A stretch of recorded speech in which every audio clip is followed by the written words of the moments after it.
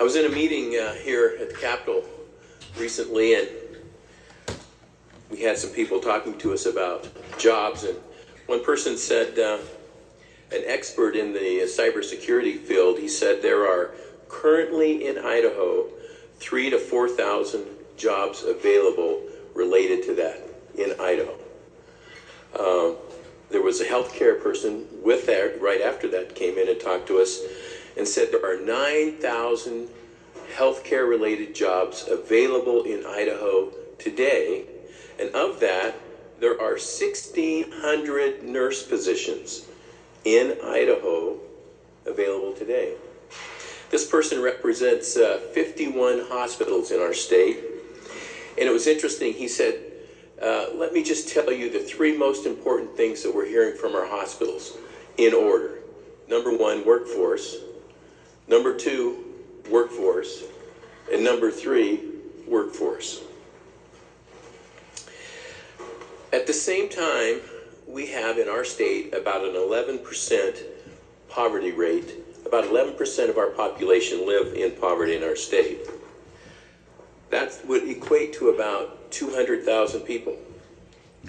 And of that, if we look at the target audience that we're really considering in this bill, primarily 18 to 34, there are 60,000 people who live in poverty or at the poverty level in that category. We have able-bodied, we like to use that word able-bodied. We have able-bodied workers who are underemployed. Some of you know I come from a background, I have a degree in, one of my degrees is in adult education. Spent about 20 years as a nuclear facility training manager. So this concept of being underemployed and underskilled and having the wrong skill mix in the workforce is something I've spent a little bit of time on. What is also contributing to our issue today? The world today is different than the world that I grew up in. When I grew up in the world, you could graduate from high school, you could hire on at a company, maybe work on, as an apprentice, work your way up, work your way into management and so forth. That was a lot more common than it is today. Today, a lot of companies will have a box on the application that says, do you have a bachelor's degree? If you don't have that box checked on the application, and many times you're automatically pre-sorted out of the interview process and eligibility for jobs. At the same time, we now have a culture that has changed significantly. I remember working at a nuclear facility in the 80s and having, for the first time, a computer on my desk. In the 80s. In the 90s, the internet came out. And in the 2000s, then smartphones came out and that technology associated with that. And I happened to be a training manager in this period of time in a fairly technical field. And it was interesting to see, I termed a phrase that I called the Google wired workforce. And what we found in the workforce, a lot of our processes that people had been working for many years, all of a sudden they began to fail. Not the process, but the people, because of the way we interact with our jobs had changed so significantly because of automation. We began to think about how we interact with processes differently. So we found we were having problems in that respect. What that means to us is that the workforce of today and the education system that we have that was really, it's over 100, 150 years old, our K-12 system. In fact, when my great-grandfather went to school, 8th grade was pretty good. I mean, they got through 8th grade. But when my father went to high school education. When I went through high school, I went through a period when my parents said, we didn't go to college, but you will. And as a result, you see in our education system today, primarily a system that has been built by culture to direct our students and our kids to college education. When in reality, 2/3 of our population never graduates from college. So here's the rub. You have a large portion of our population that's not going on. High school is the last part of formal education they have. At the same time, we have a society that has evolved faster than our social institutions And so we have an education system that's getting out of balance. What happens then is we're starting to lose at a very rapid pace what we call our middle class. That's what's happening. So, in fact, you tie that to one other interesting leg here, and that's what we see about our go-on rates out of high school. We were doing really good when our go-on rate was around 50%, but in 2021, that had dropped to 37%. You tie that to the fact that the number of kids who start the 9th grade, how many of those kids actually graduate from high school? Well, in Idaho, it's only about 81% of those students who start the 9th grade graduate from college. And then you tie that to a go-on rate of, we'll be generous and say 50%. So now of that 100 kids that started the 9th grade, you now have 40 kids that are going on. And of that, we'll be generous again and say 60% of those after 6 years will graduate from college. And you see we're down into the 20s, and you say, is that really the system that's serving our population today? It's not. We can do better. I think we have a new superintendent of public education in our state that has a vision. You've seen this year a number of things focusing on career technical education, and that brings us to where we are today, and that's House Bill 24. House Bill 24 focuses on that particular piece of our population that we're talking about. It literally lifts those who are at the poverty line out of poverty. And let me give you an example. So the launch system is not new. It's 3 years old. Currently runs about $11 million per year are engaged in that process. They have 3,700 people who have been through the process. So that $11 million, 3,700 people, let's look at the average person who comes through launch. Now, the reason I said that is because we're here today to talk about expanding launch. So the average person who comes through launch their starting wage when they come in is about $22,000 a year. So if you're married and have one child, and the poverty level for that is about $24,000 a year, you see where we're at. 1 year out of the program, out of the launch program, 1 year, you look at that person again and say, how are you doing? The average person is now making $38,000 a year. So we've turned someone who is on the poverty level, being a taker, into someone who now contributes and has an opportunity to think about maybe moving out of that little apartment and maybe even purchasing a small home and moving on. So senators today, that the last piece that's important here is that average person is spending $3,300. So that investment of $3,300, we move someone from $22,000 to $38,000. Now keep in mind that we'll spend over $100,000.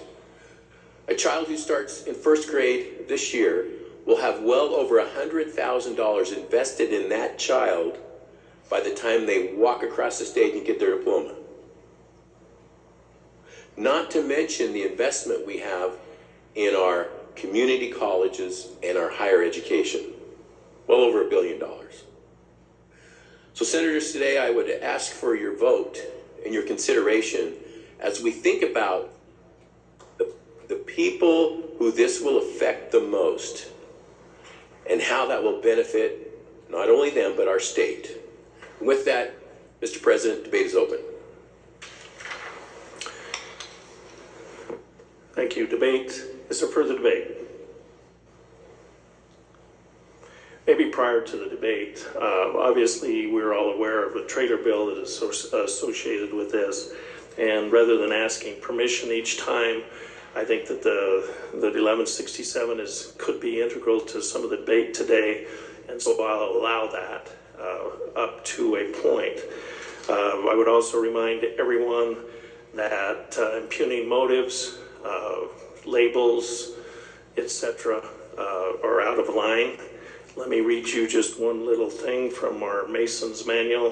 Freedom of speech involves obedience to all the rules of debate. The language used by members during debate should be temperate, decorous, and respectful. And I will expect nothing less from all of you today as we debate this bill. Is there further debate? Mr. President, Senator Lenny, to debate the bill. you have the floor. Thank you, Mr. President. So in a time, kind of losing my voice, so hopefully I can get through this. In a time of record inflation, a recession, and what most people think is a looming depression, a coming depression, it's flat out, in my opinion, just wrong to burden Idaho taxpayers with the responsibility and the cost of training a workforce for hand-picked industries in the private sector. Because unlike K through 12 education, which was mentioned, we have no constitutional obligation to do this, especially with the state of K through 12 education.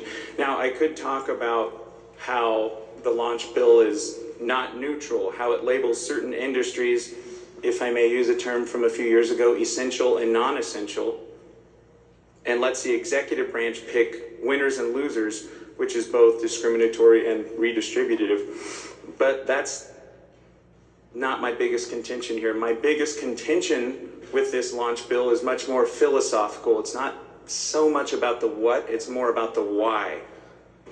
And it's this. This type of program is something that's straight out of the Soviet playbook. This is where you need to be careful, Senator. Yeah, I'm careful. It's something that's called central planning. This isn't a free market solution. This isn't something that we've typically done before, and I can't help but notice a pattern here that in the past few weeks we keep identifying Idaho problems and we're proposing anything but Idaho solutions. And I would say this is one more of those things, because in a free market economy, the allocation of resources and the production of goods and services are determined by supply and demand, not central planning. So, senators, keep this brief here as I'm, like I said, losing my voice. I contend that House Bill 24 didn't come from the people. In fact, all the messages, not all, the overwhelming majority of messages I'm getting, and if we're all being honest, I would say that you were getting from Idaho citizens, are strongly against this. But you know that, and we've known that since January, haven't we? Because we know where this bill came from. This bill was handed down to us from the executive branch. So to keep it brief, because I know a lot of people have things to say on this, senators, I believe we have no business doing something like this, especially, like I said, in a time of economic crisis, recession, and a looming depression. Because once we open up this Pandora's box, there's no going back. And with that, I'd ask you to consider who's pushing this, where it came from, and if this is something that your constituents actually want, or if it's something that we as Idahoans and Americans have no business even considering. Thank you. Is there further debate? Mr. President, to debate the bill. Senator Forman, you have the floor to debate. Thank you, Mr. President. I'll try to be real brief because I know there's lots of folks that want to talk. I want to start by offering a big thank you to the good senator from 33. I've spoken to him numerous times about this bill, and his heart's in the right place. And he's really trying to do the right thing. He wants what's best for our students and for people that are trying to improve their lot in life and go on and better themselves. So I salute him for that. That's certainly a noble effort, and I support that. I rise in opposition to the bill, not certainly because I'm juxtaposed to what's trying to be accomplished here, but it's the method that has me a little bit troubled. The workforce resides mostly in the private sector, so I think the private sector should develop the jobs within its own sector. There's no constitutional requirement for the government to create jobs or fill jobs, and the bill is using tax dollars, public money, to buy a commercially available product for select individuals. Again, with the finest of intentions, but it's the methodology that troubles me. Public money spent for private reasons is, unfortunately, somewhat of a redistribution of wealth. And the bill would allow the government to steer students into jobs of its choosing. And I think the private sector should do that. They should make these decisions without government influence. And it's really not within the government's charter to structure the private sector workforce or to prioritize private sector employment opportunities. Critical worker shortages, and we have those, should be remedied through the application of private sector incentives provided by the businesses that make up the private sector, not the government. And also by directing students into selected jobs, the government's using tax dollars, and I don't want to sound too harsh here, but in a sense to discriminate against those businesses that are in need of employees that have not been identified as being in critical need of workers. It's been said that this program will help keep workers in Idaho. Well, maybe yes, maybe no. It would be nice if they did stay here. We certainly want that outcome. But is it really within government's charter to spend tax dollars to try to achieve that, even though it's a worthwhile goal? Spending tax dollars to induce people to remain in Idaho is probably something I just can't get my mind around, but this legislation incorporates a tax dollar benefit to citizens who may or may not appreciate or wisely use the funds. We can hope that they would, but there's no guarantee there. And I just think the state government should refrain from subsidizing parts of the private sector when we consider that the tax dollars come from the public at large. So again, my compliments to the good senator and everybody who worked on this bill. No one can question their motives or their intentions. It's to help people, and that's good. But the mechanism, I think, in this case is unfortunately flawed, so I'll have to oppose the bill. Thank you. Thank you. Is there further debate?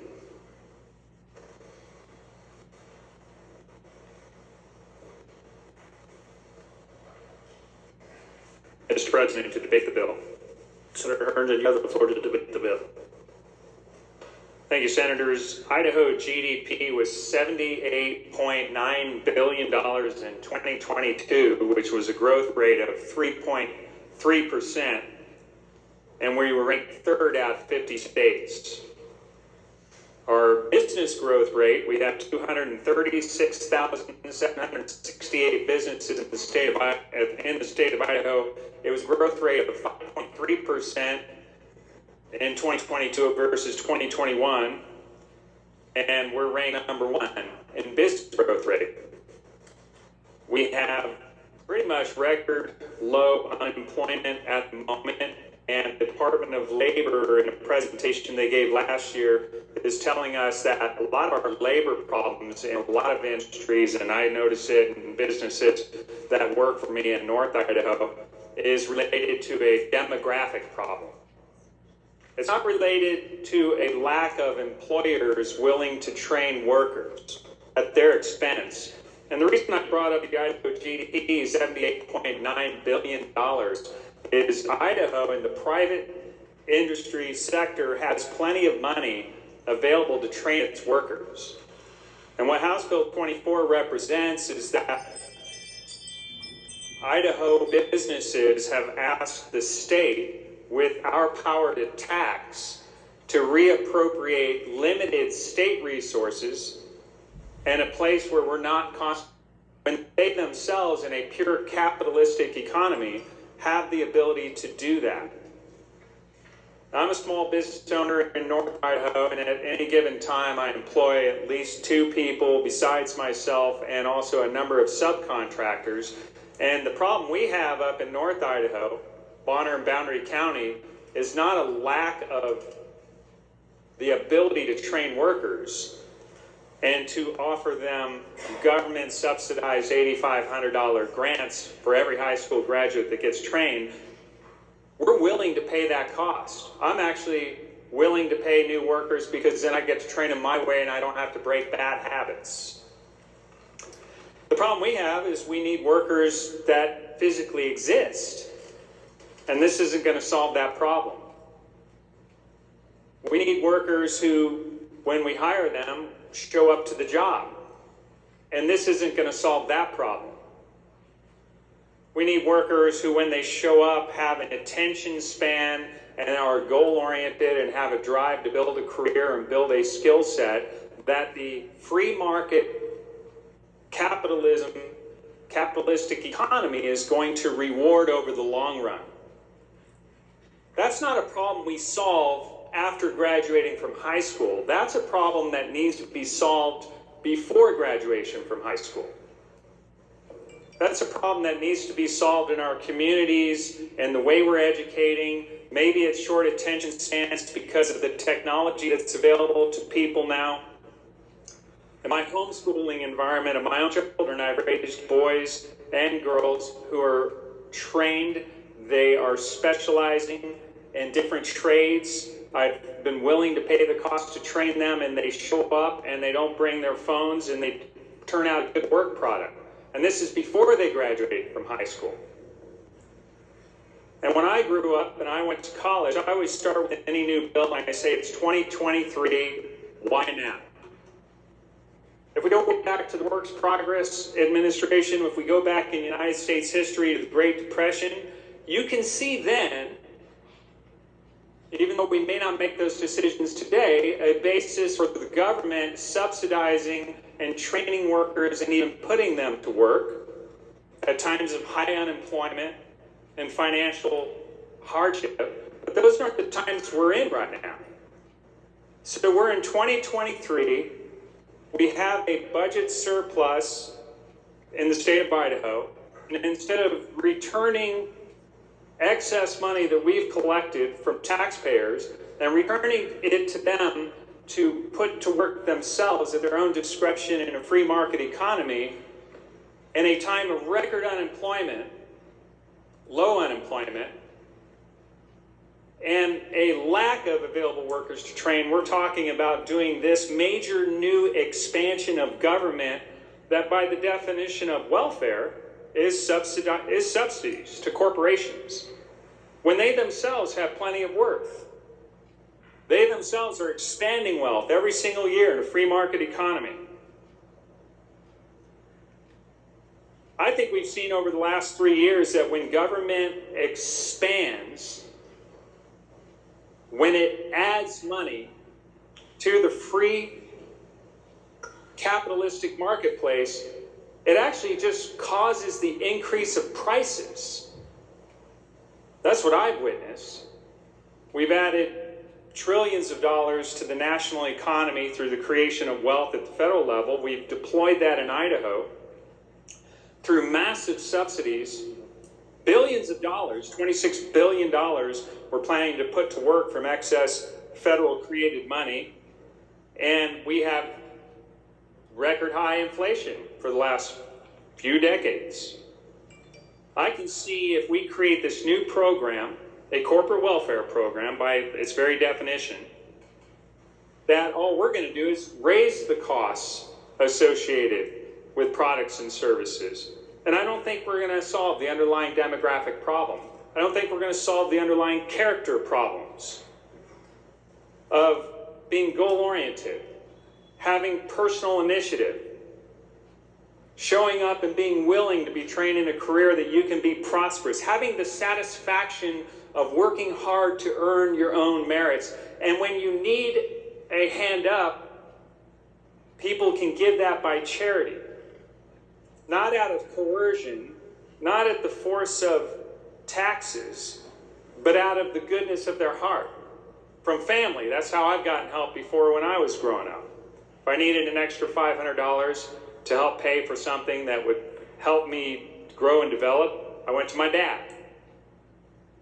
So it's 2023, and given all the economic circumstances and the wealth in the private sector, I would prefer to remain in a private sector economy, post-secondary education. I would prefer that We let capitalism do what it does best, identify demands, and naturally fill in with supply, and that we as a state focus on our constitutional mission in the secondary education space. And if we have any excess revenues, which are taxes, then we return those to our taxpayer so that they can put that to work in the way they see fit. And with that, I stand opposed to House Bill 24.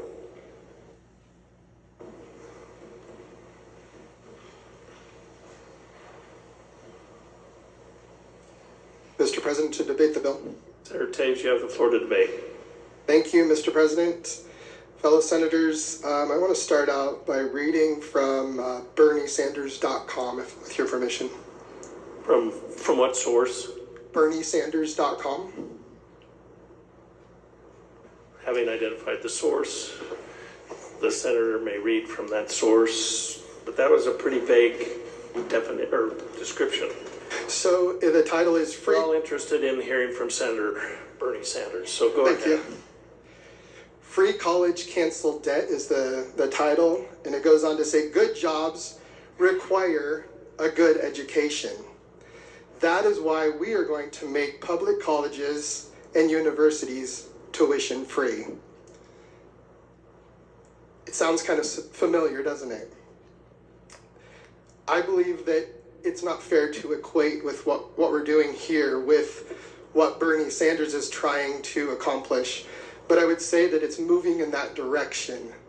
And I think it's a dangerous direction for our state to move. Let's talk about what we can agree on first. We all agree that there's needs in the industry. We agree that, more education is needed for some of the careers that are needed. We agree that those careers will often pay more. Those are all things we agree on.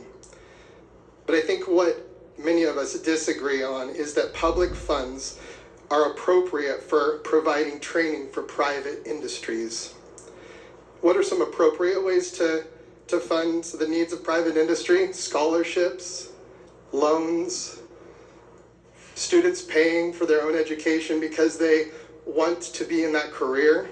I think we also disagree with putting responsibility for funding adult training on taxpayers instead of the individual.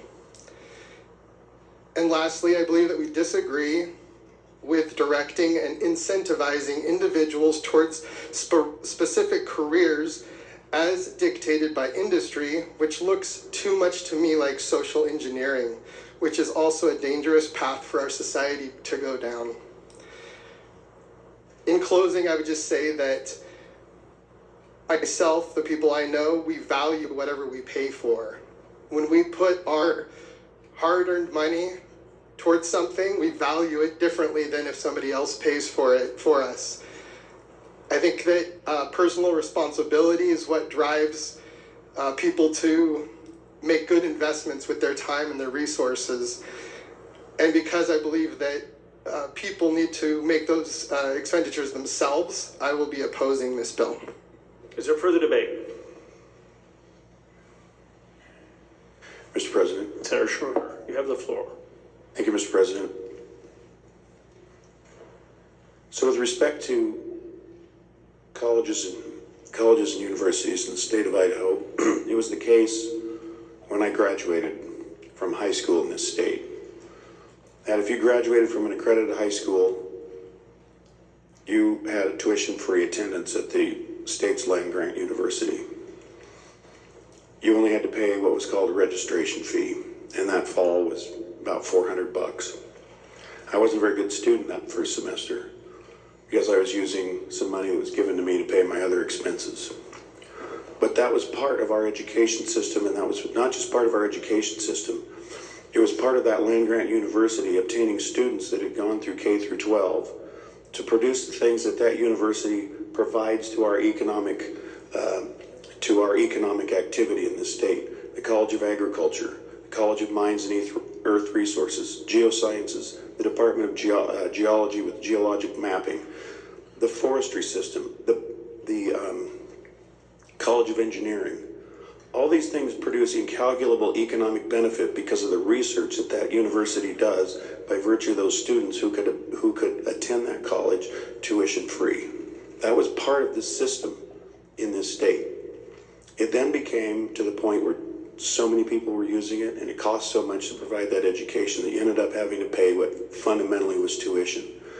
But the notion that this whole scheme is somehow part of the free market enterprise is something that I bristle at sometimes. Because in 1803, the United States federal government bought a bunch of land. And they hired a couple of United States Army captains to go check out what he bought. Those two guys headed to the West Coast with an irrevocable letter of credit from the President of the United States, guaranteeing to pay anything that they needed to find out what we had obtained. After we figured out what we had, the United States Cavalry, again, the United States federal government came out here, protected the settlers from what they were doing to the Native Americans, but nonetheless, this whole enterprise is a creature of government. The fact that we're standing here was brought about by the federal government. The Bureau of Reclamation, the interstate highway system, the dams, the transcontinental railroad. The fact that the government is attempting to help provide an economic incentive is nothing new and is nothing contrary to our capitalism. It's not taking over the economy, it is providing the resources that help accelerate the economy.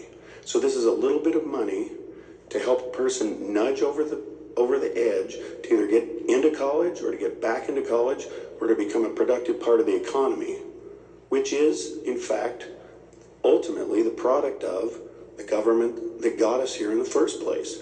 So I'll be supporting this bill. Thank you. Is there further debate? Mr. President. Senator Lee. Mr. President, for Declaration Rule 39H, I work for a community college that is recognized in the state of Idaho as a private not-for-profit.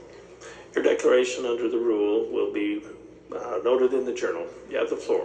Thank you. To debate in favor of the bill. Senators, I know we've all struggled with some nuances of this proposal, and without debating an additional piece of legislation, I look forward to a discussion on 1167. I think that there are some improvements. But I want to speak to the merits of this piece of legislation and something that I believe really is a visionary approach to filling in some gaps in our state. We can look to other states that have similar proposals. We've looked at other states on many other pieces of education policy this session, and we've seen some successes. We can look to some of our neighboring states that have done this, but I have about 24 years experience in working for community college, specifically in working to develop career and technical education programs, which we are primarily talking about in this proposal. And as our good senator from 33 pointed out, launch is not new. This is an expansion of it. So to say that this is a brand new program is not, it's particularly accurate.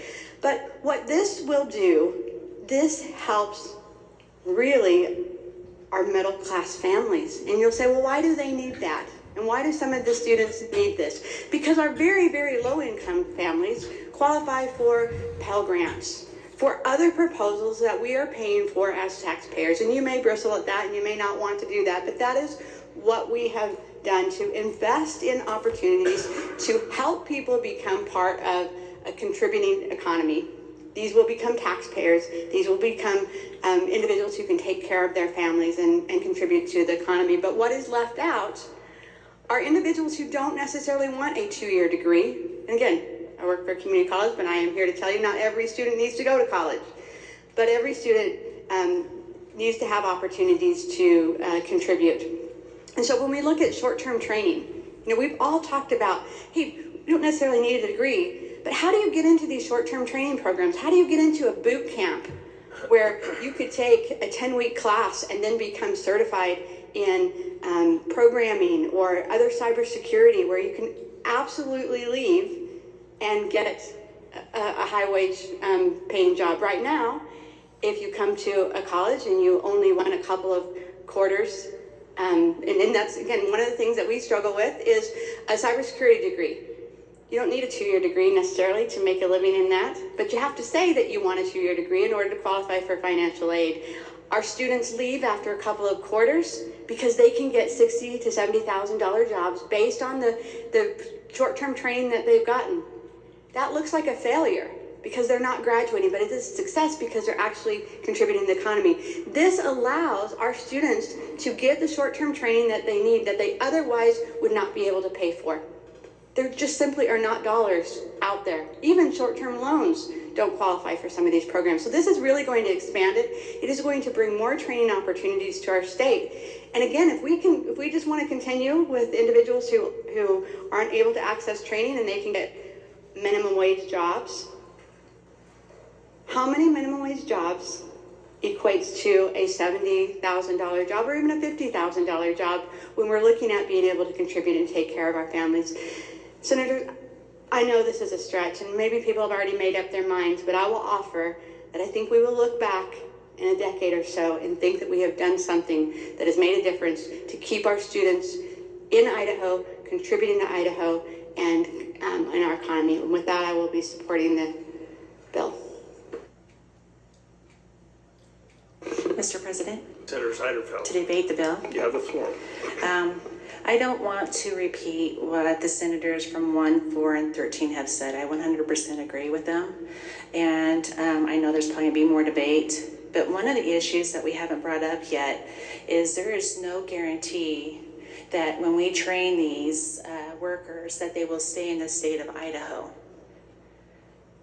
That's a big problem. So now we're gonna burden our taxpayers with something $8,500 per student, with something that there's no guarantee that they will stay in Idaho. And so that's just one thing I want you to think about and consider.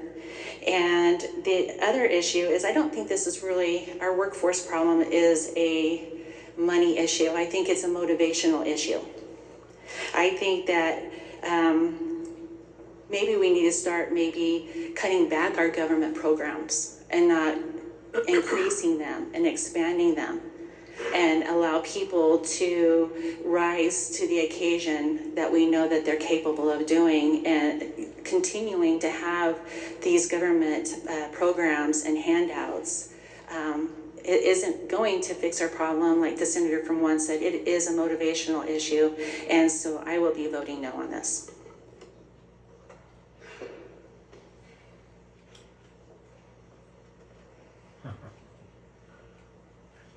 Mr. President, Senator Treacle, to debate the bill. you have the floor. Thank you. Ladies and gentlemen of the Senate, there seems to be a workforce shortage that's going on, and that's part of the reason why this bill is being created. But I can't help but think that a lot of employers created their own workforce shortage. During the pandemic, a lot of nurses and staff were let go because they refused to follow certain procedures or not get the jab. And now today they talk about workforce problems. Senator Treacle, they're having a hard time hearing you. Is your mic on? My apologies. It's on. Please speak into Is that better? That's a little Okay, better. great. Thank you. Like I was saying, now it's way loud. Like I was saying, I believe we've created our own workforce problem. Micron's laying off 15% of its workforce this year in Idaho. St. Luke's is laying off 200 people this year. Yet they're screaming for a labor shortage, but here they are laying people off and then wanting the state, in my opinion, to educate the future workforce for them that's coming on. I would just say, why aren't these businesses offering their own incentives, i.e. Their own scholarships or programs or something like that is what I'd like to see the private sector handle this situation. But enough on that. Ronald Reagan's education secretary, William Bennett, in 1987, supported the idea that federal aid dramatically increased tuition. And a study done from 1987 to 2010 called the Quantitative Model of Higher Education found a 106% increase in tuition. And they found overall tuition directly raised because 102% of that 106% was directly due to federal aid and tuition. And I bring that up for the fact that I feel if the state gives this $8,500 to students, colleges will just raise their tuition by $8,500. It's free money that the students are not paying for. I shouldn't say free money. It's taxpayer money that's been given to the students. To the college, you know, that's $8,500 the student doesn't have to pay, which means they have $8,500 they can pay. And I believe that would just help to rise tuition. And I just wanted to briefly touch on that. But the biggest concern I have is that we're focusing on college. That one has been stated several times. We don't have a constitutional agreement to adults on higher education. Well, Mr. President, with your permission, I'd like to read stats from the idahoschools.org on the 2022 graduation statistics. You have permission to read. Thank you. According to idahoschools.org, the number of students participating in college and career readiness programs, 80%. Enrolled in grade 8 mathematics, 91.6%, and enrolled in grade 9 mathematics, 89.7%. So a lot of students are getting prepared for college. However, those that are able to meet college readiness benchmarks, 28.3%. We have a problem with K through 12 schools not being able to prepare these students for college. So I would offer to vote against this bill, and it's probably late in the session now, but to reconsider in the future sending this money to figure out why the public school system can't properly educate our children for college and focusing more on that. When we have our numbers meeting college readiness benchmarks in the 80 percentile range, then let's bring this back to the table and talk about what's going on. There's no point in paying for children's college, or an adult's college, they're 18, an adult's college to go to, when the fact that they haven't been prepared to even pass benchmark readiness exams. They're not even prepared to go to college. So why are we paying for them to go to college? Let's focus on K through 12. Let's get our education where it needs to be. Let's fix the issues that are there. And I'm not talking about the normal issues we hear about. I'm talking about the fact money in the classroom, money to the student, money to the actual teacher, not to administration, not to government programs, not to political ideologies for children, to the classroom. More supplies for those kids, more equipment for those kids, better tools for the teachers to use to educate our children, more freedom for them to use creative ideas on how to educate these children, to maybe motivate these children, to get them back into learning, to where we can get our numbers up in the 80 percentile range. When we have 80% involved in advanced readiness classes for college, it sounds great, but only 28% is capable of going to college, which sounds horrible. So I urge you, once again, please consider, let's fix the foundation before we work on our roof. Thank you.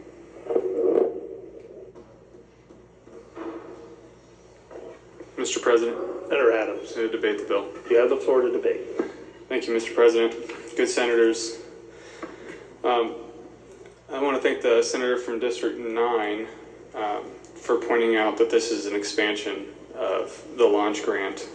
But I just want us to all recognize that it is quite an expansion. The senator from District 11 spoke about the holes we have in our K-12 schools right now. And I'm a firm believer that the pipeline to the workforce starts in K-12. It does. And I know that there are some funds in the new K-12 budget that are going to be used for that pipeline. But I want to read, if possible, from the ballot initiative that was put out by the ballot question that was put out in regards to the funds for this, that are planning to be used for this. In 2022. Yes. Okay, go ahead. Yes, thank you. Do you approve or disapprove of the state of Idaho using the record budget surplus to refund $500 million back to hardworking Idaho taxpayers, cut ongoing income taxes by more than $150 million, and put more money in our classrooms by increasing education and student funding by a record $410 million. Your approval of this effort would combat historic inflation by returning money to taxpayers, creating a simple flat tax, and making the single largest investment in public education in Idaho history. Now, overwhelmingly, all across the state, voters said, yes, we want that investment in our public schools. Well, it kind of feels wrong to tell the voters, after we put a question on the ballot for them for $410 million, that we're going to come in here and say, well, we have a different plan for it. And trust me, it'll be good for you. I know you voted for this, but it'll be good for you. Don't worry. We're going to scalp $80 million off the top and use it for something else. I'm holding a stack of papers of the people that will benefit from that $80 million. It's not the taxpayers from my district. I'm sure it will, if this program was to advance, it would provide some benefit. But it's not what we said we were going to do. And that matters to me. I think it's important that we keep our word. I think it's important that we keep our word to the citizens and the voters of Idaho that, I believe every district in the state of Idaho supported putting $410 million into our K-12 schools.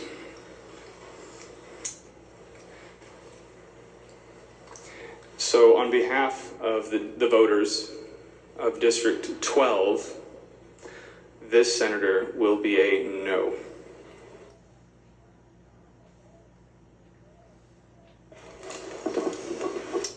Mr. President, Senator Carlson, I rise to debate the bill. you have the floor. Senators, there's many reasons why I will not vote for this bill. One of them being, I really believe that we need to be funding K through 12 education.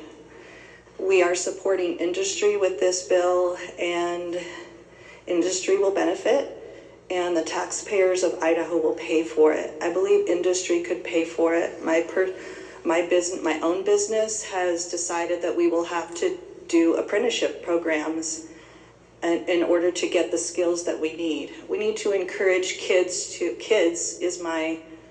is the reason why I ran for office, is for kids. When they graduate high school, they're generally 18, and I don't qualify them as kids anymore. So my focus is kids. And we need to create incentives for kids to want to work, and this does not. This basically gives them money to keep going, and they will not appreciate. History has shown that that adults will not appreciate this handout. And we need to encourage them to work at a younger age, so that they have great work ethic and they will do whatever it takes to be in the career they want to be in. And I believe industry can step up and create scholarships. Thank you. Is there further debate?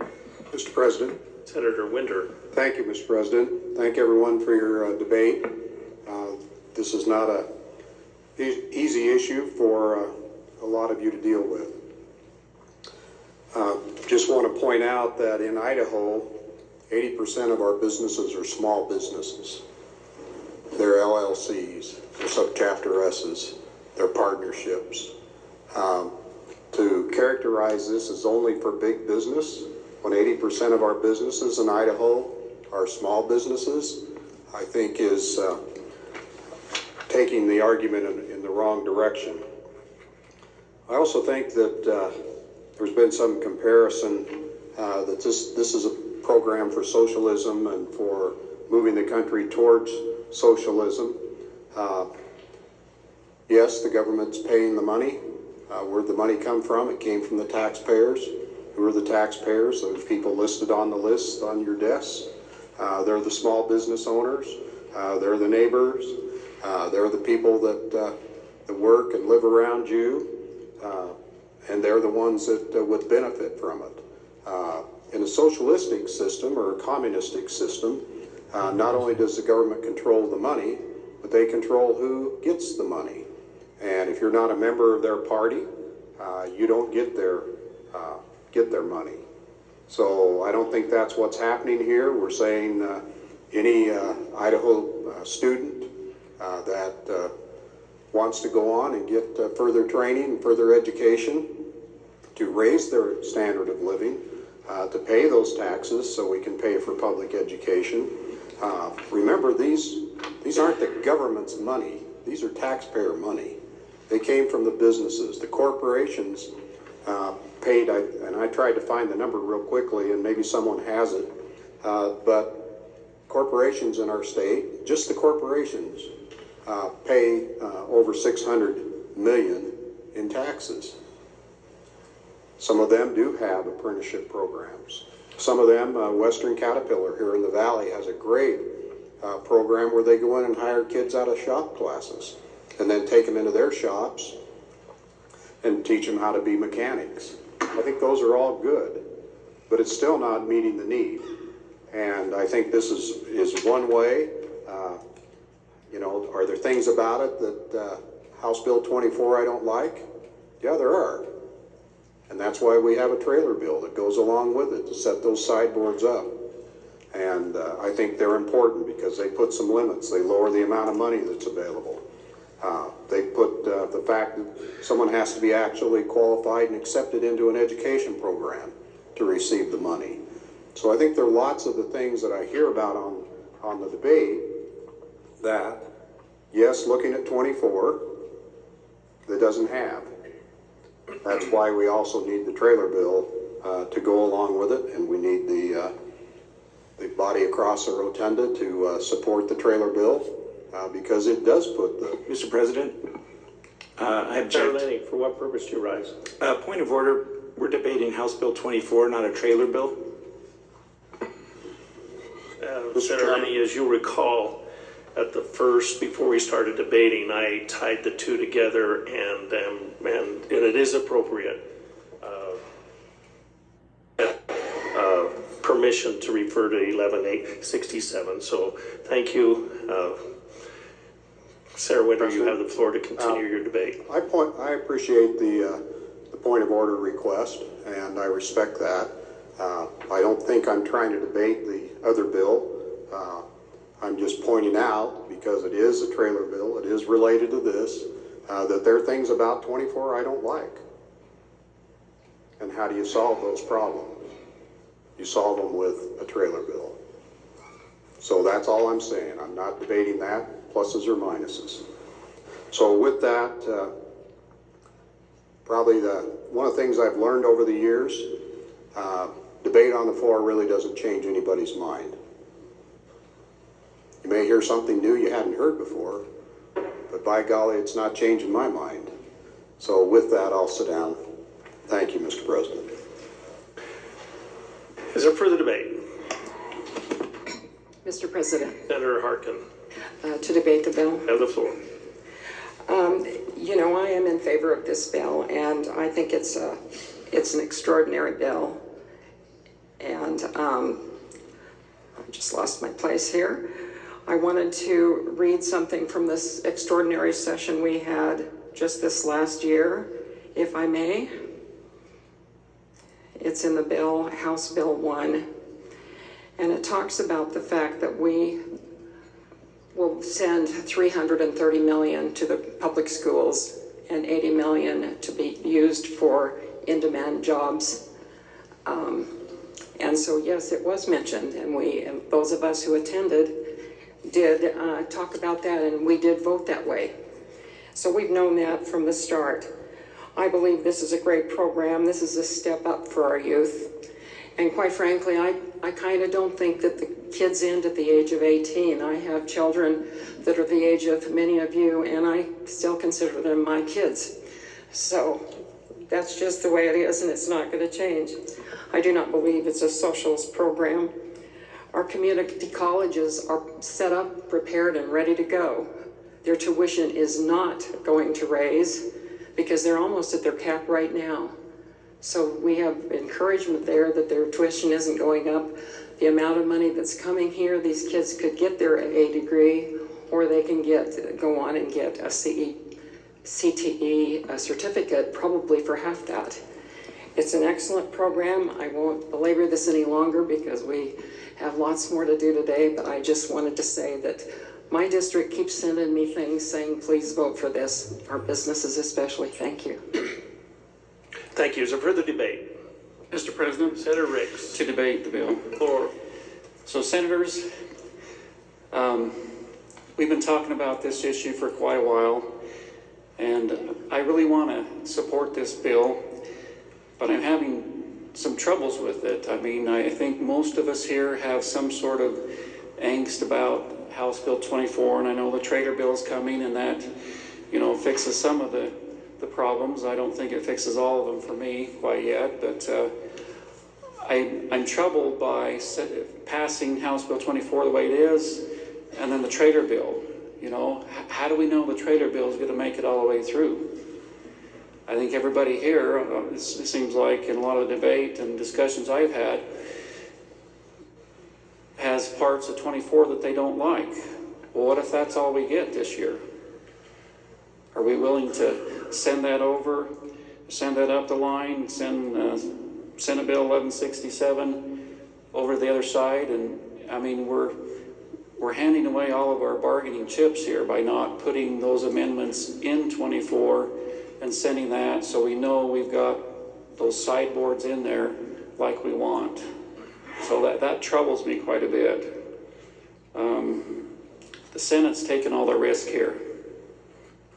If you want 24 to go all the way up the chain the way it is, and perhaps the Trader Bill not make it, we are taking all the risks, senators. We can minimize that by amending and putting these amendments in the bill.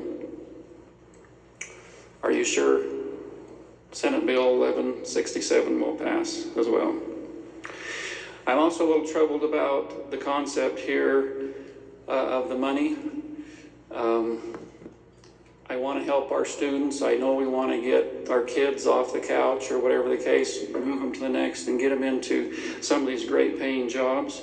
It worries me a little bit that there's not more participation from our business partners or industry. Scholarships were mentioned, or internships. I wish there was some sort of participation. We have some programs right now where you do get loan forgiveness. If you get a degree, you go work in public for 10 years or whatever, you get some of your loans forgiven. You have the GI Bill, you go in the Army for a certain period of time, and then you're eligible to receive those monies to help you out. We're doing this different. This is a shift. This is different than what we've done in a lot of cases. It could work. I don't know. Do you know that? Do you know if it's going to work for sure? Is it going to just... Some of the problem that you have with our students that are in college now is they can keep getting additional funds and they're going for more years. When I went to college, 15 credits or more was minimum, 15, 18, 19 credits. Nowadays, you're hard-pressed to get students to get 12 credits. And they go for longer because they can keep getting additional monies. Are we prolonging that process? Are we, I don't know. I don't know if this is better or if it's worse. I do like the idea of the work ethic of the student who works hard, who works a part-time job where they're going to college, doesn't try to take much of the public monies available on loans and grants, but has that self-determination and self-satisfaction for doing it yourself.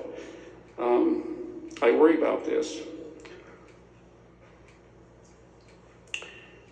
I also wonder, is there a different way of approaching this? How do we know that the businesses here in Idaho are going to hire our Idaho kids if they do this?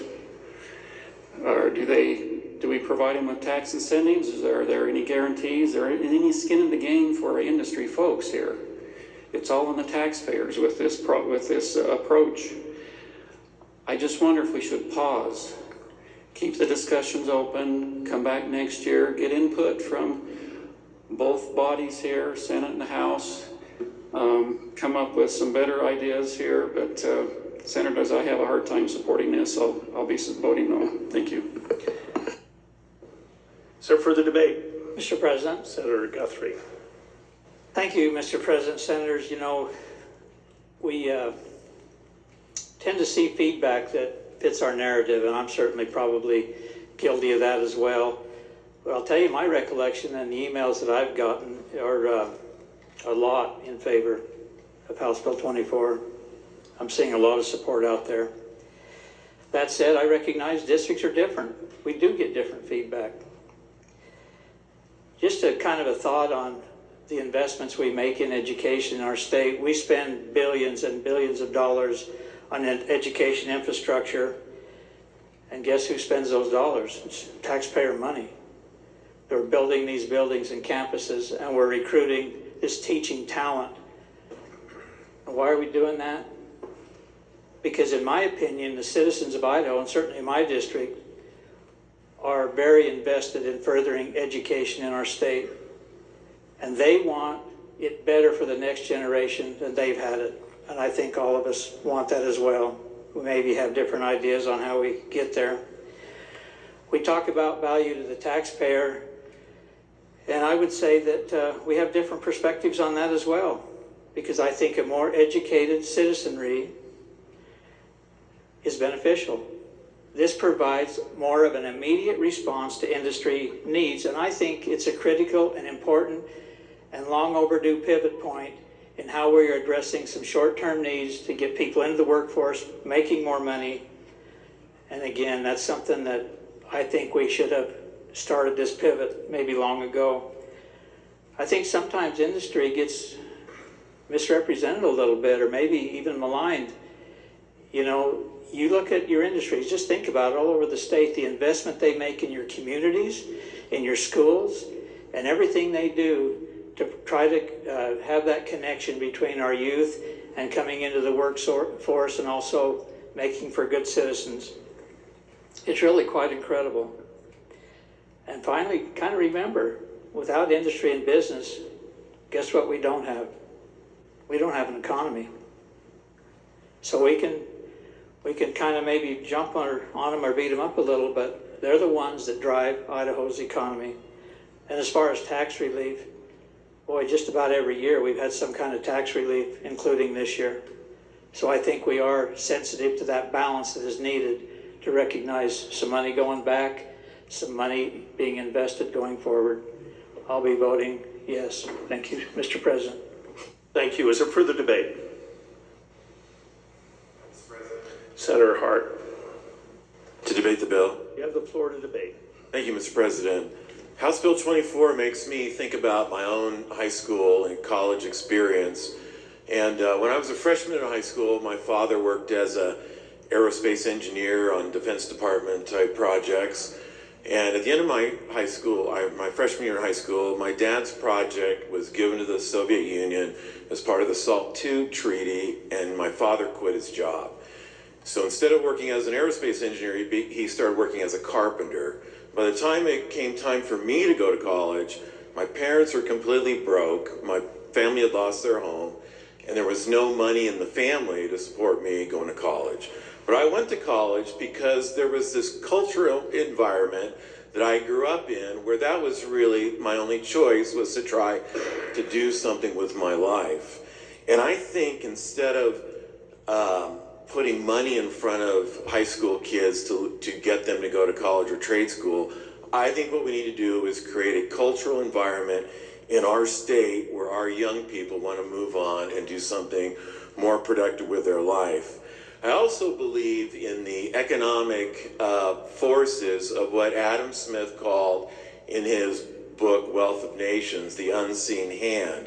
This unseen hand causes billions of economic decisions to be made every day that benefit each person on planet Earth who's making those decisions. And I believe the unseen hand that Adam Smith talked about is more powerful than any planning that can go on as we have before us in House Bill 24. And I also believe that if we fund trade schools and if we fund colleges as we are going to do with House Bill 24, that it's going to raise prices of all that tuition. And for those students who don't tap into the launch program, it's going to make it more difficult for students to move on to higher education or to trade school, because I think it's going to raise prices of tuition. And so I believe that House Bill 24 is actually counterproductive to the goals it sets out to solve, and I will be voting no on the bill. Thank you. Is there further debate? Mr. President. Senator Den Hartog. Thank you, Mr. President. Just a couple of thoughts for the body. It's interesting that one of my favorite parts of the bill is probably the least favorite part for the proponents of the bill. This particular piece of legislation strikes the Opportunity Scholarship, and I, for years on this floor, have debated against it and voted against it because I didn't believe the state should be in the business of providing scholarships for higher ed. I think our call is to support our higher ed institutions to make sure that they are providing the necessary education and training for our students, and that includes our community colleges and our universities. One of the things that has frustrated me for years is we have a university system that is not particularly responsive to the needs of our communities and to the needs of our employers. I think our community colleges do a great job, and I think that's part of the reason the focus on this is towards our community colleges. I, for one, would like to see more responsiveness from our universities when they're talking about what degree programs they're offering and what training opportunities they're going to provide, and get out of this rut of needing, I think the senator from 9 mentioned, do we have to have a 2-year degree? Do we have to have a 4-year degree? And I, for one, have been frustrated that this feels like a symbiotic relationship where we have our employers having a box to check to say, okay, do you have a degree? We don't actually care what it was in, but do you have a degree? Okay, you can continue on in the process, and then we'll train you once you get here. So, we've been on some of these tours over the years and visited with employers as we participate in this legislative process, and I've heard for years and years how we collectively, the state and our investments in education, are not producing the type of folks that our employers need. And I think we have not been able to turn the Titanic. I do appreciate the senator from 33 and those who've been in support. I think this is an attempt to do that. Albeit for me personally, I think it's the wrong approach to changing the Titanic. There's been a lot of discussion about how much money is it and where should it go and where should it come from. And I agree with the senator from 25 that we made this commitment in the special session, and I agree with that. I think we did make a commitment in the special session to utilize these dollars wisely, and I think this is one of the challenges of separating the appropriation from the policy component, because when we were here in special session, that was all about allocating the dollars for this very broad use. And I think we're seeing that debate play out right now, because many of us had a different idea in our minds of what the policy would look like when we came back to session. And some of you didn't even have the benefit of being here in special session to have that debate. So I think we have other proposals and other considerations where we can make investments in our middle and high school CTE programs, things that I have supported that hopefully, again, will prepare our people to be ready to engage in our communities and to be employable. And I'm not one that believes higher ed is all about workforce development. I think there's absolutely a space still for philosophy degrees and, all the things that, maybe we don't have a direct correlation, but there's still value to be had in our society. I think we have to do a better job at setting policy here to make sure that our higher ed institutions are more responsive to our workforce needs. I don't believe this is the right approach, and I share the concerns of the senator from District 34 as it relates to process. I think calling 1161 a trailer bill is a nice thought, but if it had started over in the body across the rotunda, and would have caught up to 24, I'd be a lot more comfortable calling it a trailer. And I have some serious concerns with the process and being able to place my confidence in that. I would not be able to support 24. Thank you, Mr. President. Thank you. Is there further debate? Mr. President, Senator Burtenshaw.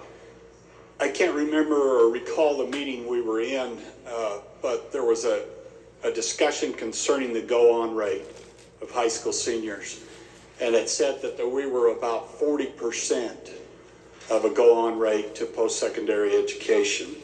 And I said to Representative Furness, I said, do you suppose that's true? And so he did some research, and the research he came up with in our district, Lemhi County was 28.2%. In Clark County, it was 15.6%. In Jefferson County, it was 37.1%. And in Fremont County, it was 30.7%, which is pretty dismal. And so this launch program focuses on that problem. And it's not like this launch program came out of whole cloth or some other idea. In Idaho Code 72-1336, it says the governor shall appoint a workforce development council. And then it goes through to describe the job description of those who will be on the council. And if you go down to 72-1336A, entitled Youth Employment and Job Training Programs, it says in section 1, subject to the availability of funds from public and private sources and in consultation with the Workforce Development Council, the director shall develop and implement youth employment and job training programs to increase the employment opportunities for Idaho's youth. That's the purpose. So what does it do? If we go a little farther, it says, to the extent practicable, the director shall enlist state and federal agencies, local governments, nonprofit organizations, private business, and any combination of such entities as to act as sponsors for programs administered pursuant to this section. Nothing we have done is outside that parameter. We're trying to solve a problem here. We're trying to bring into the workforce truck drivers, plumbers, construction workers, linemen, electricians, HVAC people. We're also trying to do phlebotomists, CNAs, LPNs, and RNs, as well as dental assistants. It covers a number of 30 or 40 different job applications. And so as we move forward, do we reject this part of society, 60% that doesn't go on, or do we help them move forward? In our college education, we spend $681,000, $681 million a year for post-secondary education. That's about $8,700 per year per student. That's a supplementation of education. This is no different. I think this is where we can give a hand up and not a handout and help a portion of our society to step up and be able to provide for themselves. I'll be supporting this. Thank you, Senator. Is there further debate? Mr. President. Senator Nichols. Thank you, Mr. President. To debate against the bill. You have the floor. Thank you, Mr. President. I was trying to decide with the debate going on where I wanted to start, and I think I just want to start with some figures. So recently, new data has come out in regards to the cost of living. So I just wanted to read a few few numbers to you. These are ones that I have, but the consumer price index is at a 6% increase. Electricity is at 12.9% increase. Natural gas is at 14.3% increase. Groceries are at 10.2% increase. Chicken is up 8.8%. Milk is up 8.1%. Eggs are 55.4% increase. Bread is 15.8% increase. Baby food 9.8% increase. Airline fares 26.5% increase. And the real average hourly wage has gone down 1.3%. The reason I'm telling you this is because we are now wanting to ask taxpayers to help fund something else when they can barely handle the cost of living that has transpired. What we have here is we actually have a PR problem going on. And that PR problem is that we've made work the enemy. And government has helped in that issue. We've heard it discussed that roads and such are public goods, but that's because they support the public. This is going to a select few people, and that's the difference. We've heard discussion about students and our students staying here. There is nothing that I've been able to find in this bill that keeps our students here or brings them here. This is a burden on taxpayers. That's how I see it. And with the costs that we have going on, are we really wanting to ask our taxpayers to now foot a bill in regards to this? And we know, like with almost any government program, that it will just take it a matter of time before it balloons into a monster, because that's what most government programs do. We're also going to see where this is going to be a decision on who's essential and who's non-essential. Who gets to make that determination on what is workforce development and which jobs are in demand? Well, we have a workforce council, but I'm going to tell you right now, the workforce council is geared towards large companies, not small businesses. We have one company that has put their letter into this packet. They've been laying off a lot of people over the last little while, and they're also building a new building, not in Idaho, but in New York. So how's that going to help us? I believe that this, although I think the intentions are good, is something that is too big, too soon, and it's going to cost a lot of money. In a decade, this will be a huge burden to the taxpayers. We've seen all sorts of programs that have done the exact same thing, and government programs do not go away. They only get bigger and more expensive and more costly, and the taxpayers are the ones that end up footing that bill. By transitioning the workforce training cost, this is being transitioned over to the taxpayer. This is not something that the businesses are going to have to, there's nothing required for them to put any money into this. But we know that the taxpayers will be footing the bill. Also, workforce training is not the proper role of government, nor is it the responsibility of Idaho taxpayers. Businesses and private industries should train their own workforce, not outsource the responsibility and cost. And unfortunately, this bill creates a large government program, and it serves to make the funding of workforce training a government responsibility, and that is not the proper role of government, nor does it have the fiscal sound. It's not fiscally sound nor fiscally responsible. The only real difference between this and what we've heard proposed on the federal level with the president's student loan program is that this pays $8,500 up front, and the student loan relief program pays $10,000 at the end. I can't burden my taxpayers with this. I just can't. I don't feel that that is a fiscally conservative position to put them in. And there's lots of other programs that are out there, tons of other programs available. I have a student in college right now. We found programs to be able to help him get to where he needed to be. And they're out there. They're everywhere. I was looking at one just earlier today. If we're all familiar with Mike Rowe from Dirty Jobs, he has a scholarship program that he has started, and it is an amazing program. It takes some effort on somebody's part to apply for it and to put in the the paperwork and submit the information that they're needing, but it's an amazing program. They have over $1 million that they're giving away to students to be able to participate in that program and get the funding that they need to be able to go on to jobs, that are skilled training. It used to be that, yes, our businesses were the ones that provided those programs in training people to be able to work for them.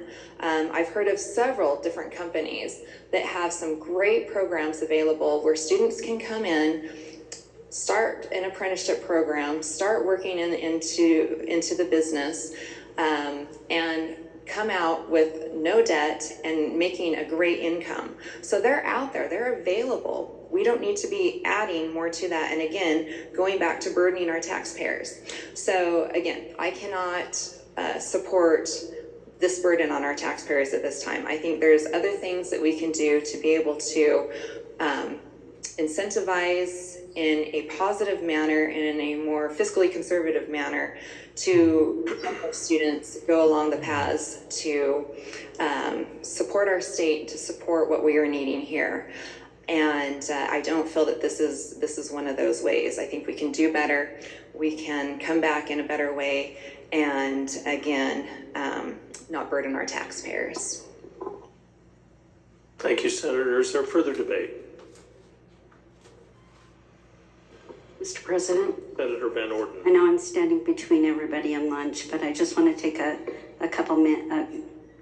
second and address a couple of things. One is about the tuition increase. We have the ability in this body to freeze tuition in our public colleges and universities. So if we see gouging happening there, there's an ability in this body to be able to freeze those tuitions. Also, I've talked with a number of employers in my area that feel like they could benefit from a program like this that do help their employees, but they can only help them to a certain degree. My daughter-in-law went to cosmetology school early on, and then has worked as a mom and has went through school through the nursing program and has a job now, but she has debt left from when she was in cosmetology school. Her current employer is helping her through a bachelor's of nursing, helping her pay for that, but she has tuition left over from before. It would have been nice if she could have had some of that paid for.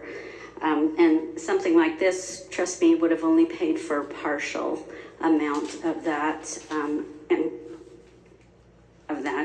schooling that she had before.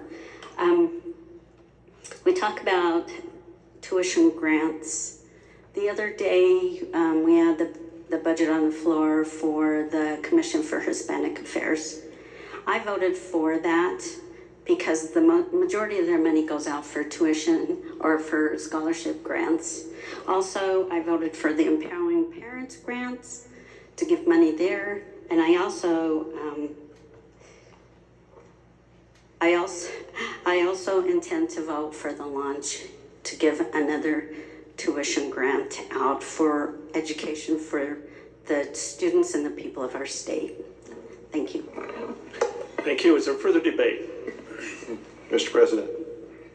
Senator Cook. Sorry, not soon to be Mr. President. Anyway, sorry. I'm tired of sitting, and so I need to stand. So if you're privileged to debate in behalf of this bill, currently the launch program is awesome. I don't know if you've taken much time to look into that, to study it, to see what it does, but there is data behind it that shows what it does. And it's exciting. And so what this new launch program is to expand that, to fill a hole that we aren't filling right now. Kids coming right out of high school.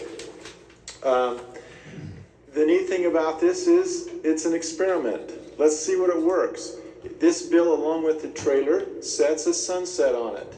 It's got a 5-year or 6-year sunset where we can get the data and start looking at it and say, yeah, it worked, or no, it didn't, and fix it or get rid of it.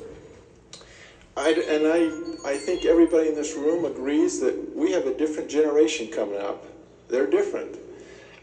They have seen some all-time high property taxes. The good senator from District 10, she rattled off a whole bunch of facts that were very depressing about the cost of living, the cost of gas and eggs and housing. Not everybody has a wonderful mother like the senator from District 10 that will sit down with their kids and find a program that will help them get an education. There are a lot of broken families, broken homes, where children don't know who their parents are. If we sit back and just let this go and don't try something, don't try an experiment, then we're going to be right where we are today. I think this is a good plan to try to see what happens. The senator from District 33 talked about a disappearing middle class. That is not good for our economy. We need a middle class. Several have spoken out that this is a free handout. There is skin in the game in this program, and there is even more skin in the game if you look at the trailer bill. 80% only 80% will be paid for the student, and he or she has to pay the rest. The hand-picked jobs. These are not hand-picked jobs.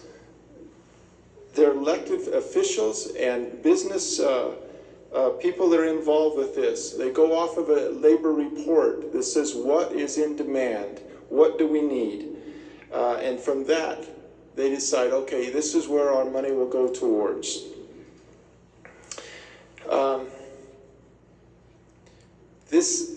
This is not socialism in my mind. We talk about the government setting up an infrastructure. Well, education is part of that infrastructure. We need to have educated people if we're going to keep our Constitution, if we're going to keep this country, this nation, and this great state. We're worried about kids getting an education and leaving the state of Idaho. I cannot imagine another state that is better to live and to raise a family than in Idaho. I cannot imagine anyone wanting to leave Idaho. And so I don't see that as an excuse. Senators, I think this is a great bill, a great experiment to see what we can do. And so I would strongly urge you to give your aye vote. Thank you. Mr. President. Senator Burnt.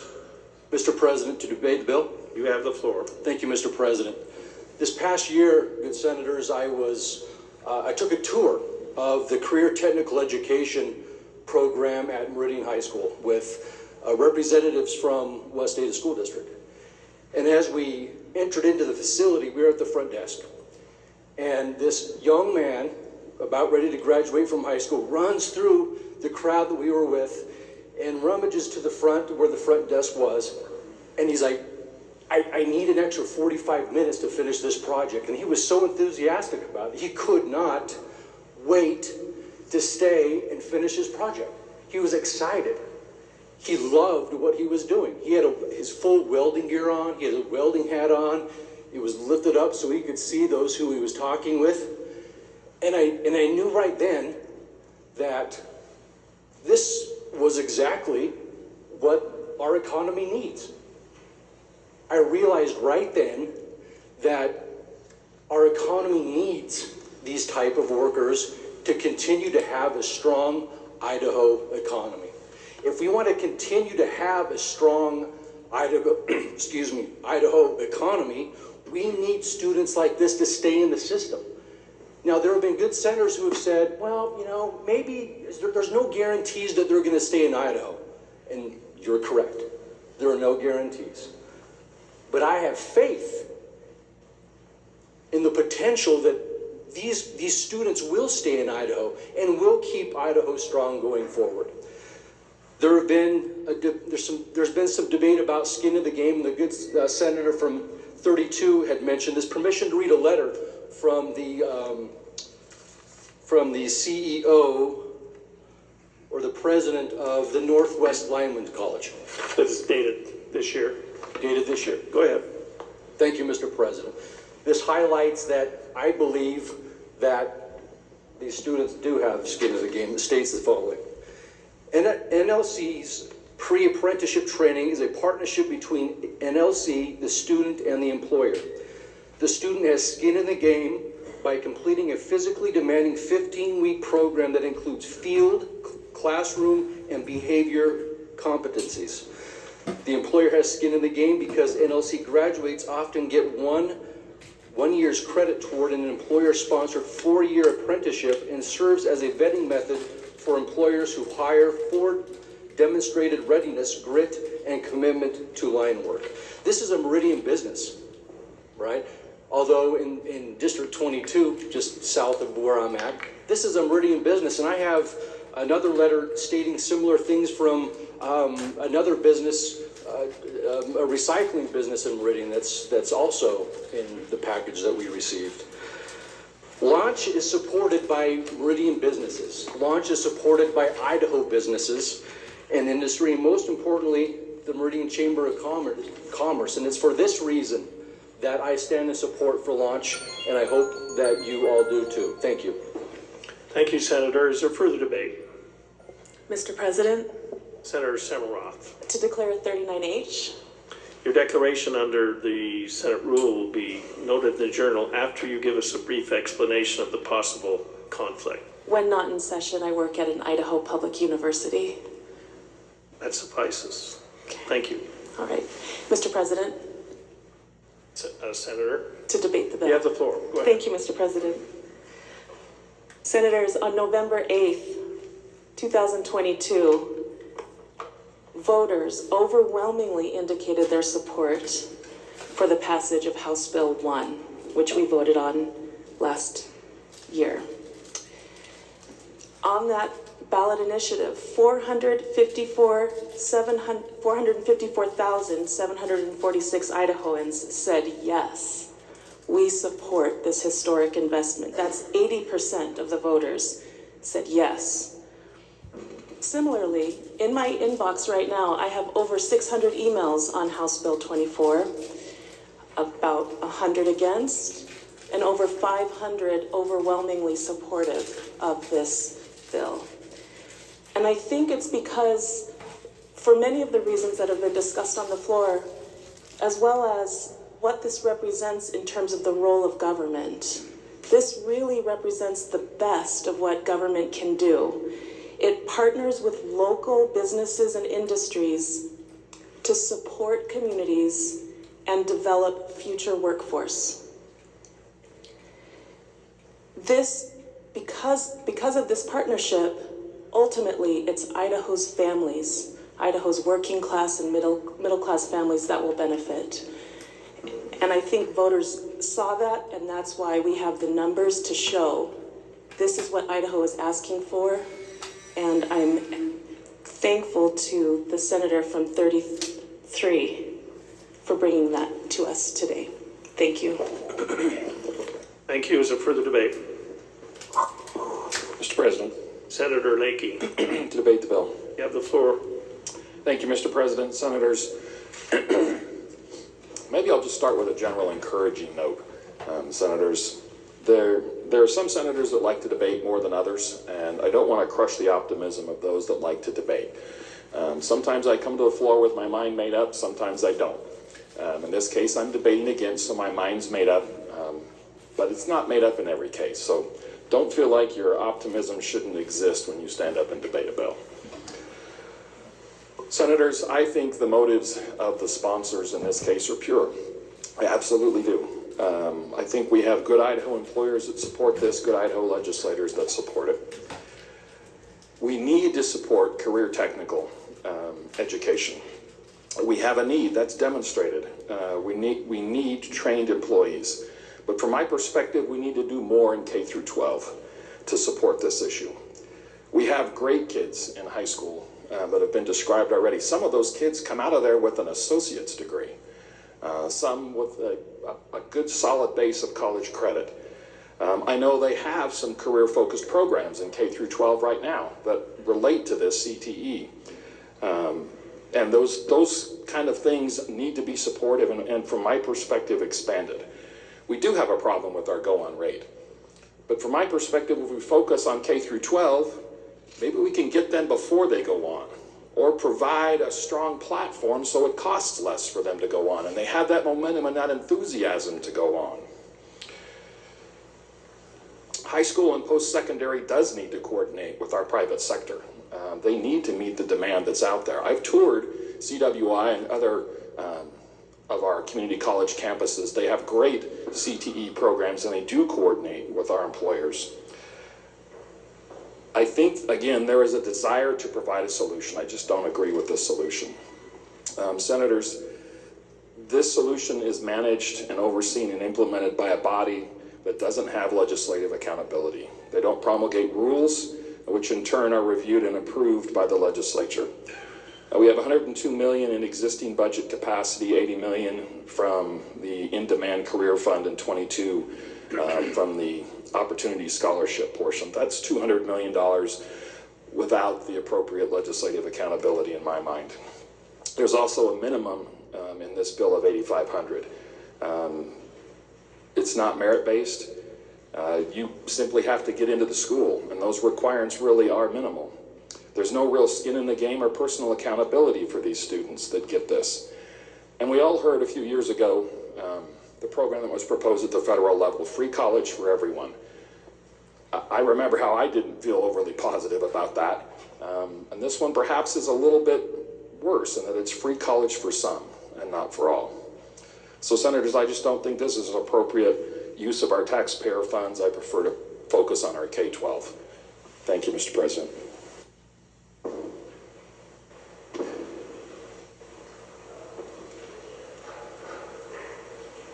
Mr. President, to debate a second time. Does anyone wish to debate the bill for the first time? Senator Adams, you're recognized to debate for the second time. Thank you, Mr. President, and I understand that this has gone on, and I appreciate all the testimony too. But I wanted to touch on a few things that I maybe missed in my first go around. So, this bill I feel is a debate about ultimately where we're going to put funds. It's where we're going to put funds. Whether we're going to put it in our K-12 schools, which is our constitutional obligation, or somewhere else that is outside of our constitutional obligation. I'd like to thank several senators because they really spurred me on today. I'd like to thank the senator from District 21 for pointing out the vision that the pipeline in K-12 CTE programs, what we can do with that. He talked about Meridian, but we need that in every district, in every city, not just the high population areas. We need to make that available. That's a hole in our K-12 pipeline to employment. It was just brought up by the senator from District 25 that how this money was going to be spent was discussed previously when we came back in to pass House Bill 1. But that definitely was not everyone in the legislature, and that most definitely was not the voter who showed up to the ballots, to the ballot box, and voted for $410 million to go to K-12 education, classrooms, public schools. And the last thing I just want to touch on, the senator from District 20 mentioned in this list that these were small businesses.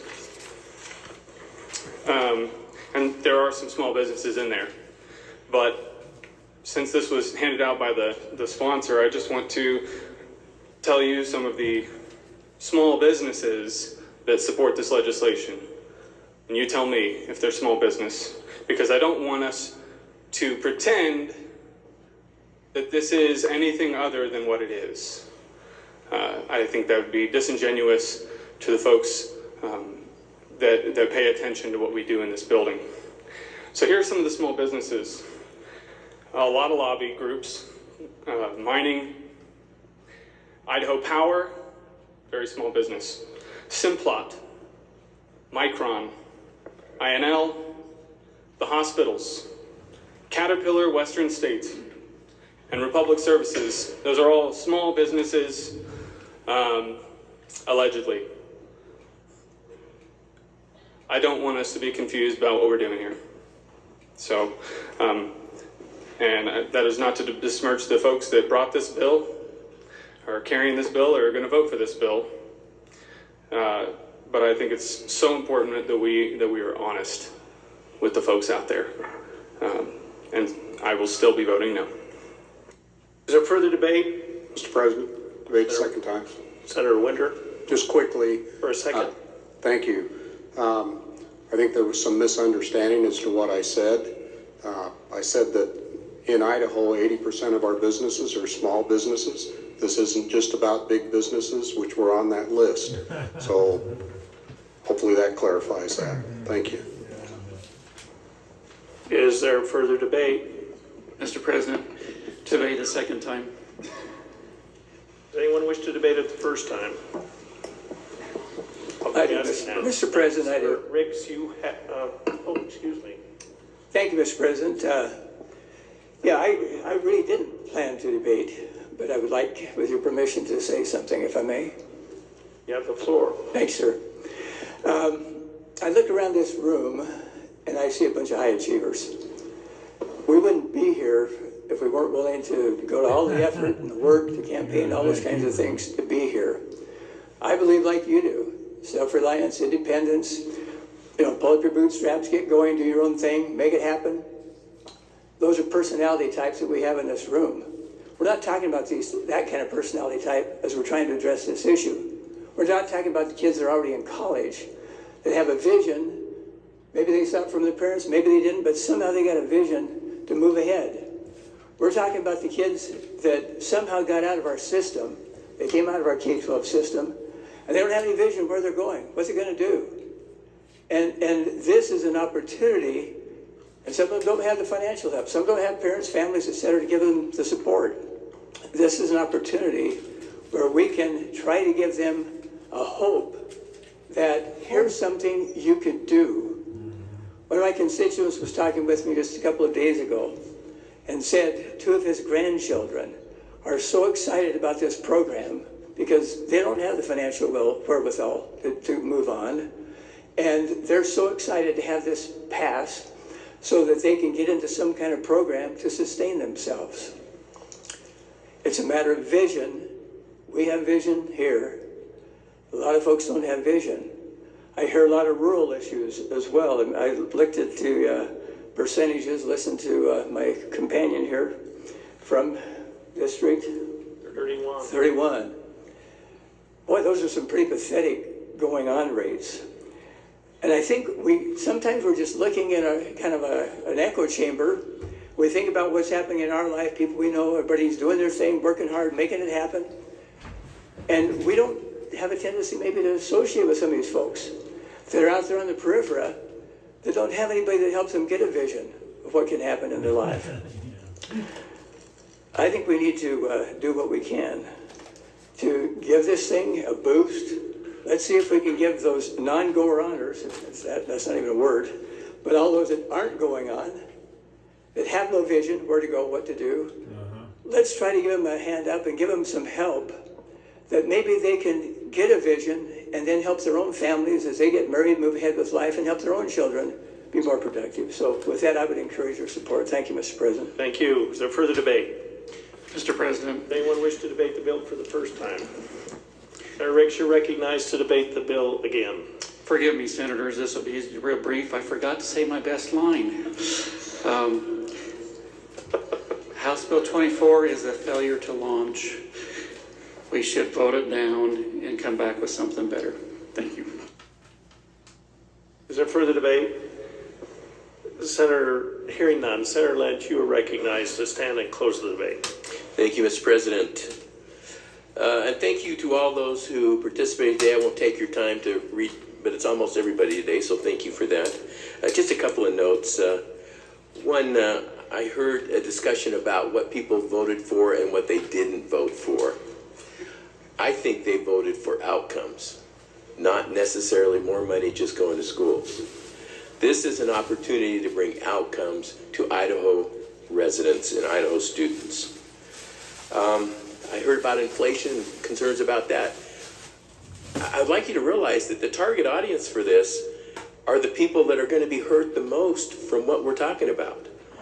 When they can barely pay the bills, when the inflation and everything hits them, they fall down below that poverty line, and now we're all paying for it with social programs. So when we talk about this bill, let me just conclude with this. I think this is the triple threat. It's the home run hit. It really is a great thing for Idaho citizens. It helps them. Number two, it helps meet the needs of our Idaho businesses. I was elected and came to the legislature to hopefully help grow our economy. I'm not sure what party it is that hates Idaho businesses. I don't get that. And number three, I think this will actually reduce taxes because we're talking about moving people out of poverty to be contributing members of our society. And let me close with this. I've been in this education thing for quite a while, spent many years on my local school board, and I shook a lot of hands as they would go across the stage. Sometimes they hand you goldfish, sometimes it's a golf ball, whatever the thing is for that year. But it's interesting, once they graduate, because they have this vision of graduate, it's a milestone. They tend to change at that point because now they have crossed that threshold. And a lot of times trying to get them to make those adult decisions before they get there is difficult. So here's the bottom line. I believe that education is the surest route to self-reliance. And with that, debate is closed. The debate being closed, the question before the Senate is, shall House Bill number 24 pass the Senate? The Secretary will call the roll. Adams. Nay. Anthony. Mr. President, 60 seconds, please. Sir Anthony, you have 60 seconds to explain your vote. Thank you, Mr. President. Senators, you've heard me talk about the good, the bad, the ugly. You've heard me talk about complicated matters that only allow me a yes or no vote. And that has been manifest today on the floor. Senators, what I have seen as the ugly in this bill, I have seen the sponsors work hard with a follow-up bill to fix this. So I'm going to operate with the good faith of my caucus who had those concerns and also the good senator from 33, and I'm going to vote aye. Senator Anthony votes aye.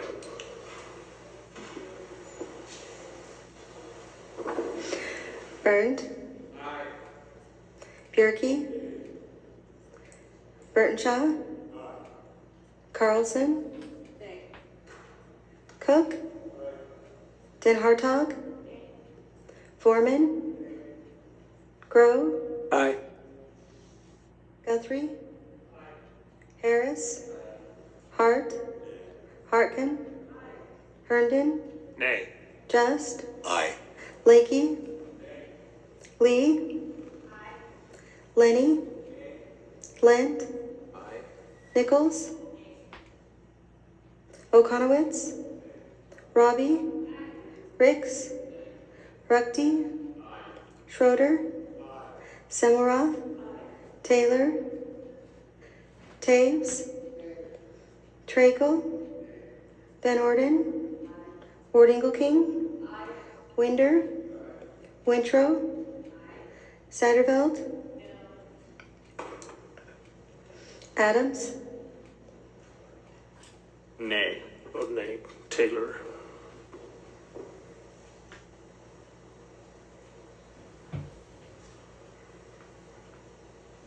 Taylor. Aye.